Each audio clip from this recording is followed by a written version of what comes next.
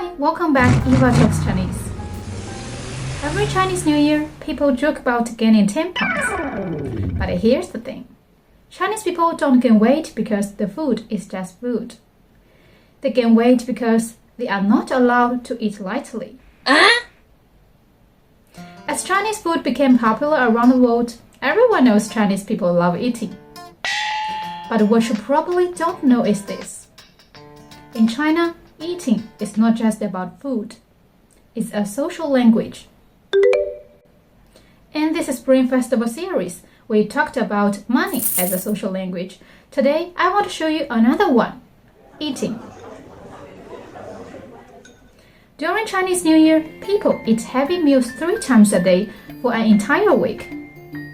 You might think it's because people finally have time or because the food is special. But in China, during Chinese New Year, eating is not about appetite. It's about showing up emotionally. During Chinese New Year, relationships temporarily matter more than personal comfort. Saying, "I'm not hungry" doesn't sound neutral. It sounds like you are stepping back. From the second day of New Year, people start visiting relatives. And every visit looks the same. A table that's clearly too full. On the surface, this looks like hospitality.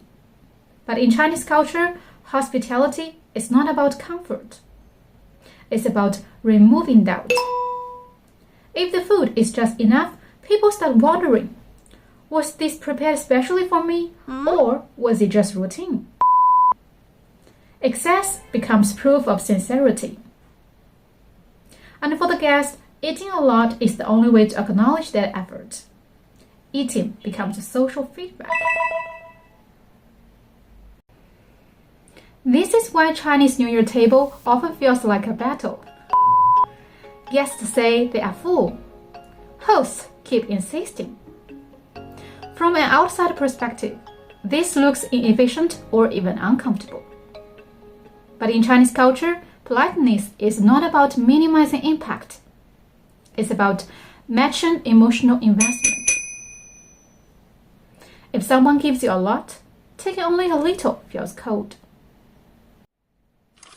That's why gaining weight after Chinese New Year is not really seen as a problem. It quietly signals that you were included, visited, and well-fed. If someone loses weight during Chinese New Year, people don't praise their discipline. They worry about their relationships.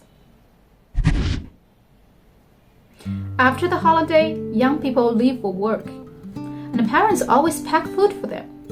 It looks practical, but emotionally, it's a way of saying, you are living, but you are not disconnected. Food becomes a time-delayed form of care. In China, meals are not just the social breaks. They are testing grounds. How someone eats, drinks, responds to pressure tells you more than a meeting ever could. In English-speaking cultures, business happens in meetings. In China, trust happens over meals. So yes, Chinese food is rich. But what really matters is not flavor, it's function. In China, food is how relationships are confirmed, tested, and maintained. That's why gaining weight during Chinese New Year is almost inevitable.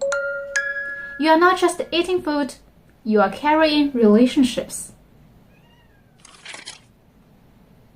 If you are curious about how Chinese culture shapes daily behavior, especially during Spring Festival, this series will continue. Follow me, and I'll see you in the next episode.